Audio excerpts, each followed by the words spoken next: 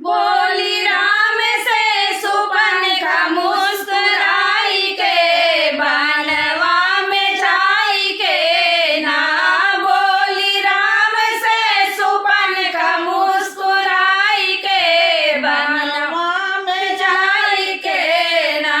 बोली राम से सुपनखा मुस्कुराई के बनवा में आई के ना। राम कर लो मुझसे शादी करो बन में आजादी। राम कर लो मुझसे शादी करो बन में आजादी। हम कर दुल्हनिया बनाई के बनवा में जाई के ना। हम कर दुल्हनिया बनाई के बनवा में जाई के ना। बोली राम से सुपनखा मुस्कुराई के बनवा में जाई के ना। बोली राम से सुपनखा मुस्कुराई के बनवा में जाई के राम मान नहीं बात गए लक्ष्मण के पास। राम मान नहीं बात गए लक्ष्मण के पास। लखन काट लिए नाक गुस्साई के बनवा में जाई के ना। लखन काट लिए नाक गुस्साई के बनवा में जाई के ना।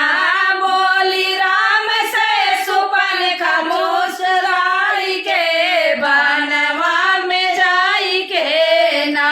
बोली राम से सुपनखा मुस्कुराई के बनवा में जाई के ना। काट काट नाक और कान टूट सारा अभिमान। काट नाक और कान टूट सारा अभिमान। गए लंका में नदिया कटाई के बनवा में जाई के ना। गए लंका में नदिया कटाई के बनवा में आई के ना। बोली राम से सुपनखा मुस्कुराई के बनवा में जाई के ना। बोली राम से सुपनखा मुस्कुराई के बनवा में जाई के ना। बोली राम से सुपनखा मुस्कुराई के बनवा में जाई के ना। जय माता दी भैया, जय श्री राम। कैसा लगा? नाक कान न कटावे कोई तो सही से रहा। तो भैया बहुत प्यारा गीत रहा। आप लोग कैसा लगा कमेंट बॉक्स में शेयर करा। यह हाल होई जे बहुत ज्यादा करत एक कर देता नाक कान बचावे कोई तो तनी वीडियो शेयर कर दे।